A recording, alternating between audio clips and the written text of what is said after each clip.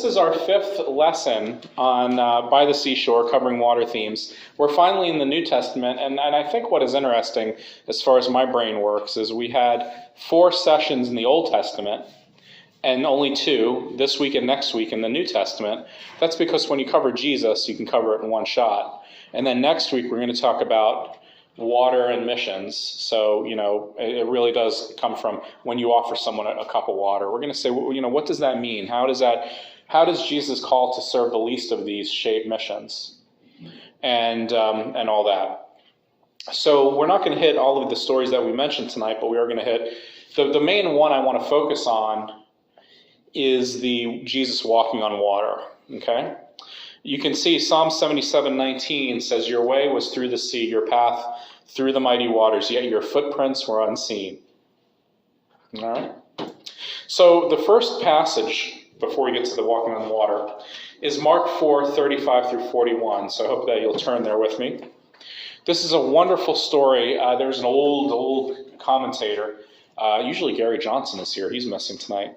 An old commentator by the name of Rudolf Bultmann, who's an old German commentator, who said that this was the real story of the heart of the church, that when Mark puts this passage in the story of Jesus, that it really speaks to Jesus as the anchor of the church, and how this boat really is a symbol of the church and Jesus' place in the church.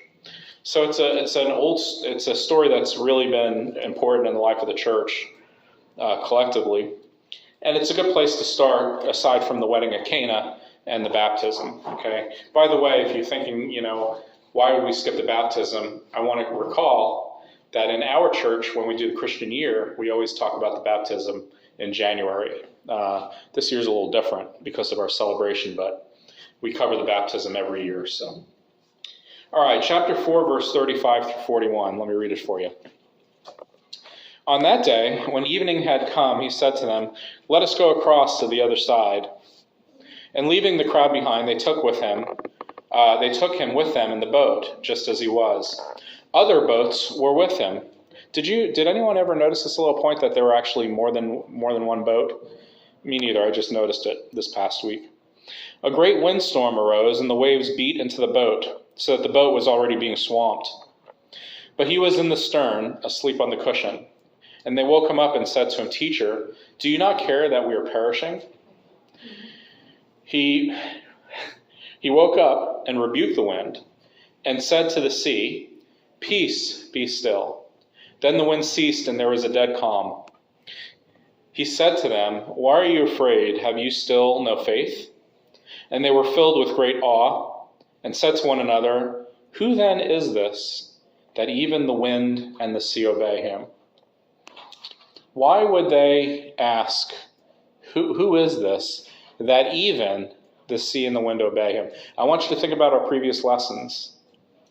What have I continually emphasized in the water themes in the Old Testament? You remember?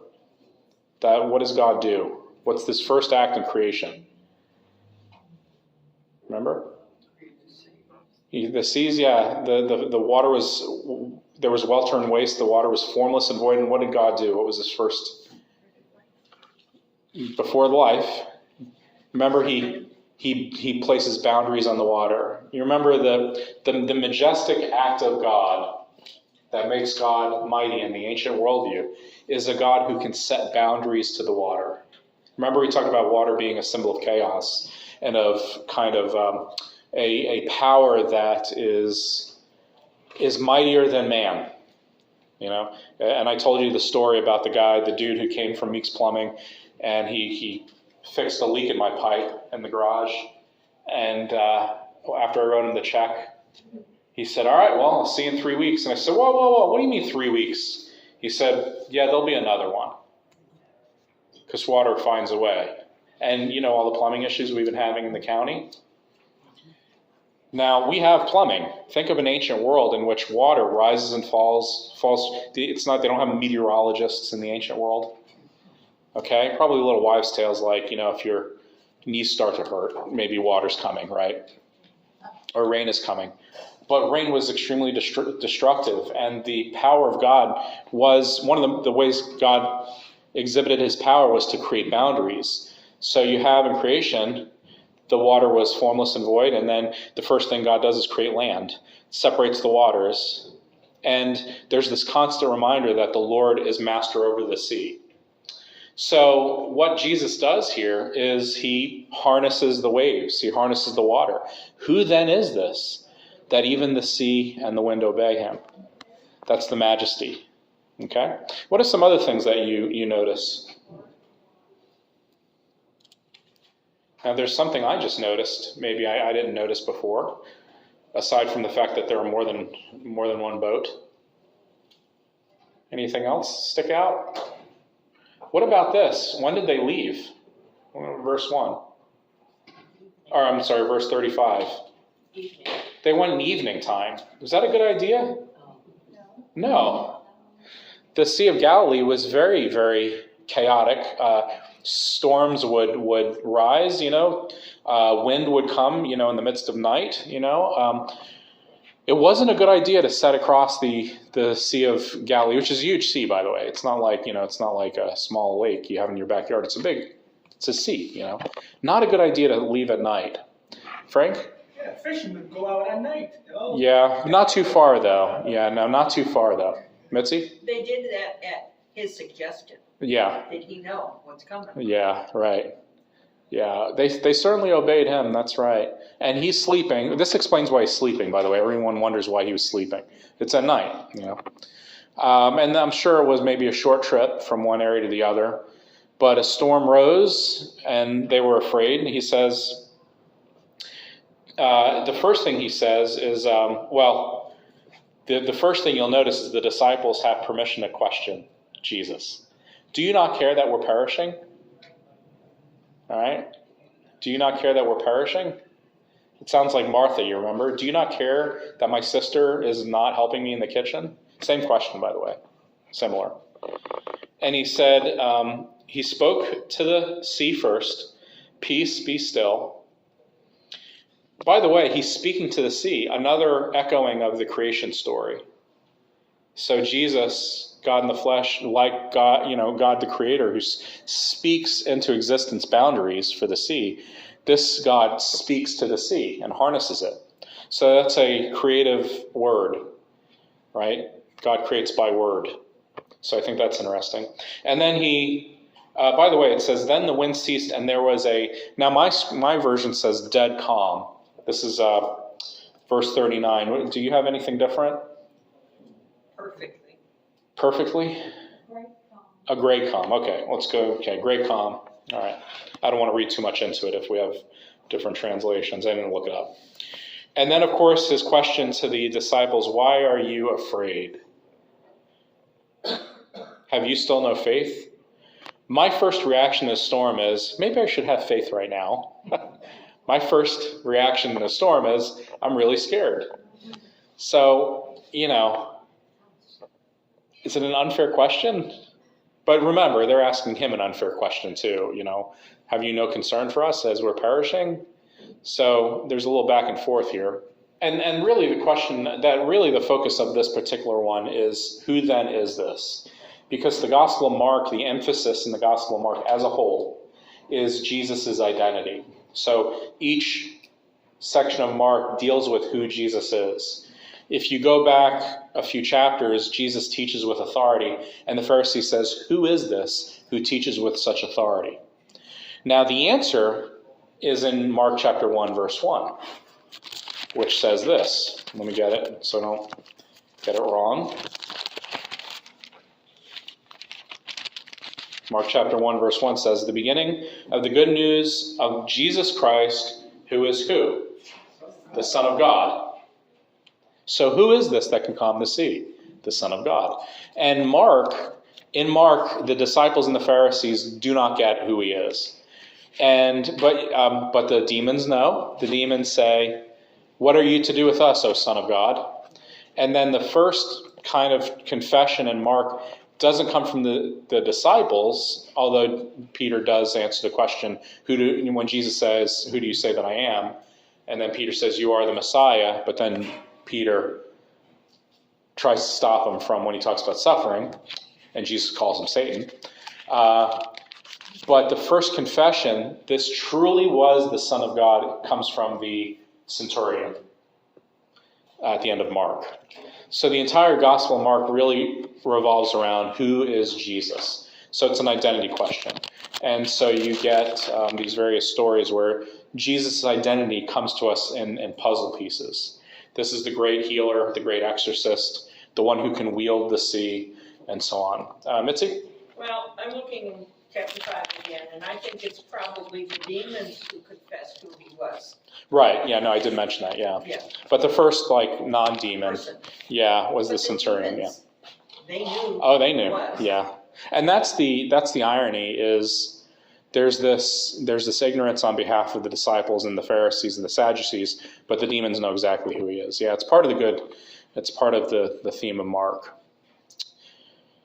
All right, let's go ahead and turn to Matthew 14. We're going to spend a little more time. I have some fun things here. Matthew 14. By golly. Where am I?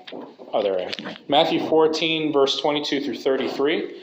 It's a little longer, so bear with me, and we'll just kind of talk about it a little bit. Matthew 14, verse 22. Immediately, he made the disciples get into the boat and go on ahead to the other side while he dismissed the crowds. And after he dismissed the crowds, he went up to the mountain by himself to pray. When evening came, he was there alone. But by this time, the boat, battered by the waves, was far from the land. Sorry.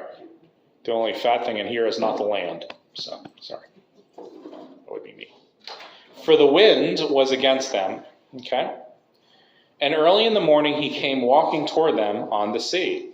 But when the disciples saw him walking on the sea, they were terrified, saying, "It is a ghost," and they cried out in fear.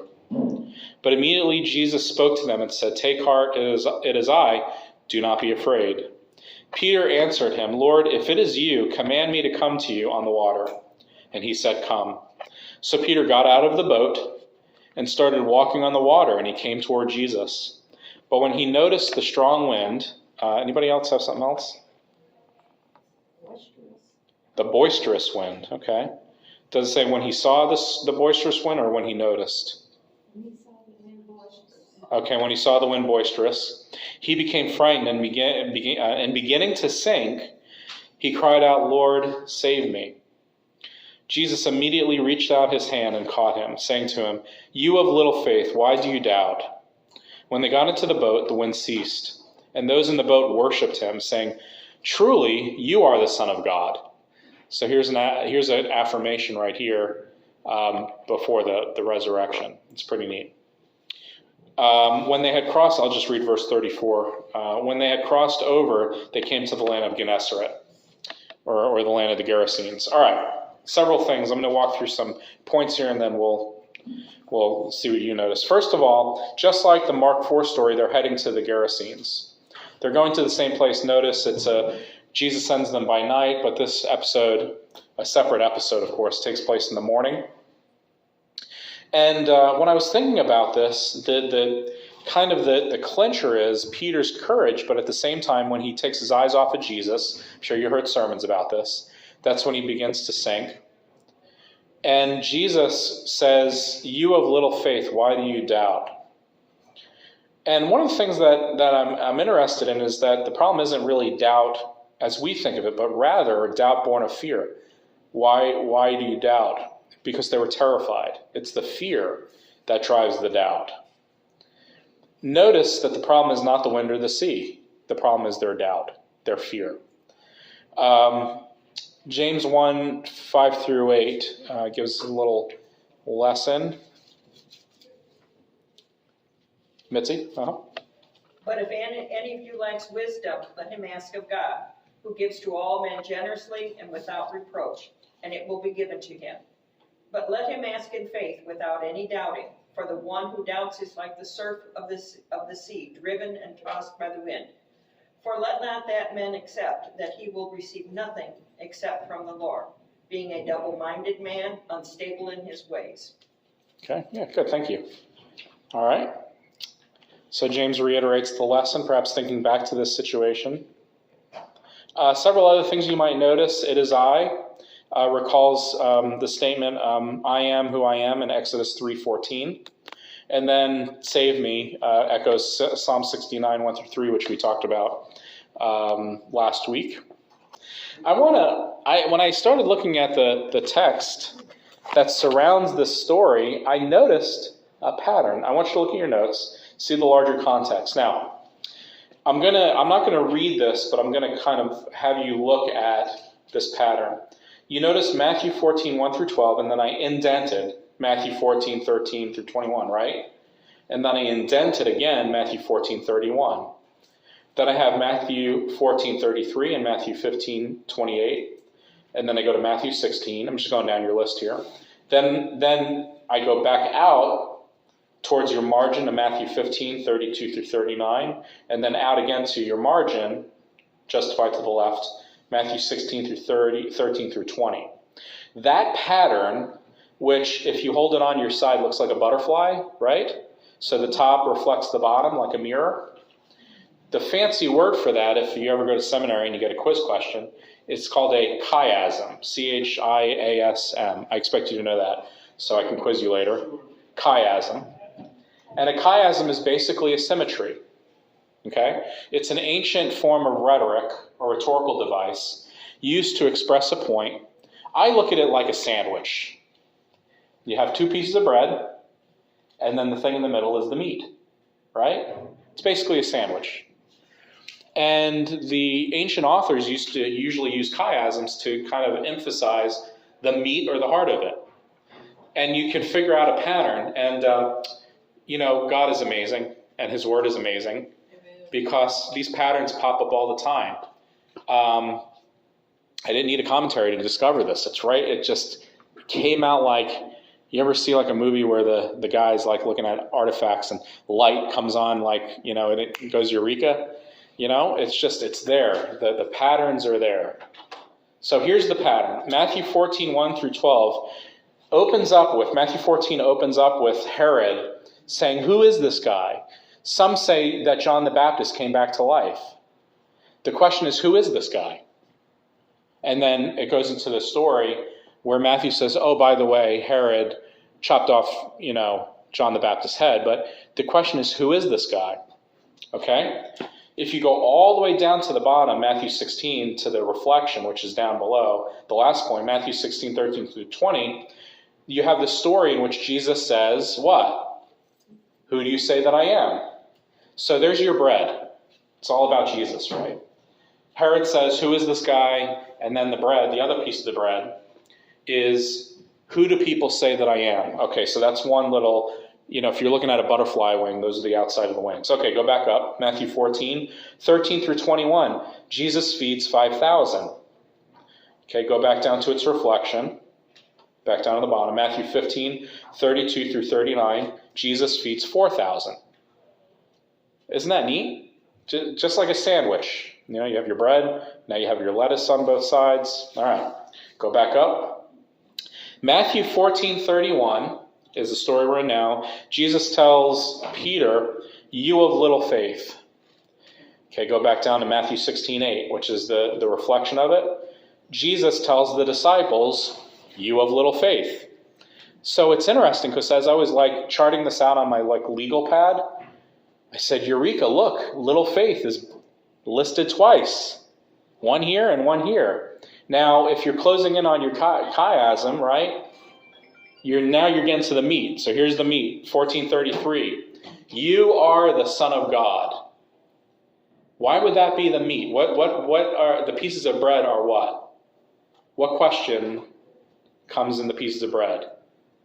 Who are you? Who do people say that I am? 1433 is the meat. You are the Son of God. And the response, and then Jesus later in 1528, he questions the faith of the disciples. He says, you have little faith. They say, Peter gets back in the boat and they worship. By the way, they worship him. That's the meat right there. The meat is the worship and the acknowledgement, truly this is the Son of God. But then a Syrophoenician lady comes, wants Jesus to heal her daughter, if I remember this correctly. Jesus says that salvation for now only comes to the house of Israel. And she says, yeah, but even the dogs eat the crumbs off the master's table. And then Jesus says, great is your faith. And then heals her daughter. And what she does is she acknowledges that he has the power to heal her daughter. So her acknowledgement is the affirmation that this truly is the Son of God. So the meat is, truly this is the Son of God. 1433 is your roast beef, okay? And then the little faith, of course, sandwiches, and then the feeding of the 5,000. By the way, feeding of the 5,000 really is a story of faith, right? The disciples say, how are we going to feed all these people? Jesus says, what do you got in your pockets? I got a button, a couple quarters, 5 loaves of bread, a couple fish. That'll do. And feeds 5,000. And the 4,000, same exact thing. What do you got? What do you got? Well, I brought my lunch today. It's a ham sandwich, a couple donuts. All right, feed everyone. And 4,000. And those are stories of faith. It's really about who Jesus is. Notice that Jesus' identity, though, the meat of the story, is wrapped up in his ability, again, to harness the water. He's the master over the sea. That is the linchpin of who he is as this majestic God in the flesh. He can walk on water. That's the key to his identity. Because, again, the identity is that this majestic God is one who harnesses and can wield power over water. And that's the heart of the sandwich. Questions, thoughts? All right. Let's go ahead and just cover Revelation briefly. Let me see what time I have. Yeah, about 10 minutes. Revelation really kind of brings all of these themes to a head. I could have done Revelation next week and kind of made that the crown jewel, but I didn't. So Revelation 4, 1 through 6. All right. And again, it just reemphasizes these themes. Okay, Revelation 4, 1 through 6. After this I looked, and there in heaven a door stood open. And the first voice, which I heard speaking to me like a trumpet, said, come up here, and I will show you what must take place after this. At once I was caught up in the Spirit. And there in heaven stood a throne with one seated on the throne. And the one seated there looks like jasper and cornelian. Around the throne is a rainbow that looks like an emerald. And around the throne were 24 thrones, and seated on the thrones were 24 elders, dressed in white robes, with golden crowns on their heads. Did I read? Yeah, 1 through 6. Coming from the throne are flashes of lightning and rumblings and peals of thunder. And in front of the throne burn 7 flaming torches, which are the 7 spirits of God. By the way, just a note, the thunder and lightning, remember our psalm from last week? I think it was Psalm 107 maybe. It's the one. Yeah, remember it's the one where the storm comes in from the sea, and then it comes, and the presence of God comes from the sea over the coast into the wilderness, and then finally rests at the temple. And it's described as a rolling, thunderous lightning storm that comes in from the sea. This kind of gets at that, okay? Let me see, I have a note. Let me just, if you missed last week, it was, it was Psalm 29. Okay, Psalm 29. All right, going back to Revelation. Verse 6, and in front of the throne, there's something like a sea of glass, like crystal. So the idea is that it's something like a sea of glass. The idea here, it's a metaphor for, again, the master of the sea. This God harnesses the power of the sea, and before this God, the sea is like glass. It's still. There's no chaos. It's at peace.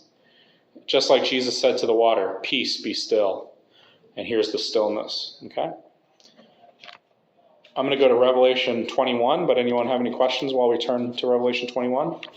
21, 1 through 7. This is at the end, of course, a new heaven and new earth, so let's go ahead and read it. 21. Then I saw a new heaven and new earth, for the first heaven and the first earth had passed away. And what happened to the sea? No more. Thrown out. Throw it out, right? Let's see here, 1 through 7. And I saw the holy city, the New Jerusalem, coming down out of heaven from God, prepare as a bride adorned for her husband. Okay? I won't read more. We'll just talk very briefly, because this is very familiar. The sea is one of 7 evils cast out of the new creation, among them being death, mourning, weeping, pain, the accursed, and night. You know, in 22 it says there will be no more night, for the Lord their God will descend, and God will be the light of the world, right? So it's thrown out. That's how, again, remember the sea is what we call an archetype. It's that representative of chaos and of the unknown, and it's cast out, okay? But there is water, Revelation 22, 1 through 5, and then we'll take questions. Revelation 22, 1 through 5. And this echoes the river of Eden in Genesis 2:10. Okay, here goes. Then the angel showed me the river of the water of life, bright as crystal. Notice the crystal again, reminiscent, right? Echoes the sea, crystal sea. Flowing from the throne of God and the Lamb through the middle of the street of the city. See, the difference between the other ocean, which God had to tame, and this water, is that God is the source of this water, right? Before God tames the water, this time God provides the water. It's a very different story. On either side of the river is the tree of life. Let me see, wait a minute. Middle of the street and the other side of the river is the tree of life, with its 12 kinds of fruit, producing its fruit each month. And the leaves of the tree are for the healing of the nations. Boy, that is some water. It gives nourishment to these trees that produce life-giving fruit and healing to the nations. Nothing accursed will be found there anymore. That's one of those 7 evils that is cast out. But the throne of God and of the Lamb will be in it, and his servants, that's us, you and me, will worship him. They will see his face. That's you and me, everyone. And his name will be on their foreheads. And there will be no more night. They need no light or of lamp or sun, for the Lord God will be their light, and they will reign forever and ever. And he said to me, just in case you're doubting right now, I'll read verse 6. These words are trustworthy and true, for the Lord, the God of the spirits of the prophets, has sent his angel to show his servants what must soon take place. See, I am coming soon. Blessed is the one who keeps the words of the prophecy of this book. Amen? Amen. Thoughts, questions? I just noticed his name will be